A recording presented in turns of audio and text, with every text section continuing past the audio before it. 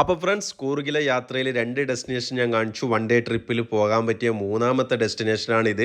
അതായത് ഇന്ത്യയിലെ സ്കോട്ട്ലാൻഡ് എന്നറിയപ്പെടുന്ന ഏറ്റവും വളരെയധികം മനോഹരമായിട്ടുള്ള നല്ലൊരു പ്ലേസിലാണ് ഇന്ന് നമ്മൾ എത്തിയിട്ടുള്ളത്. മാന്തൽപ്പെട്ടി എന്നാണ് ഈ സ്ഥലത്തിൻ്റെ പേര്. ഹബ്ബെ ഫാൾസ് നിന്ന് നമ്മൾ തിരിച്ചു വരുന്ന വഴി പെട്ടെന്ന് ശ്രദ്ധയിൽപ്പെടാത്തൊരു സ്ഥലമാണിത്.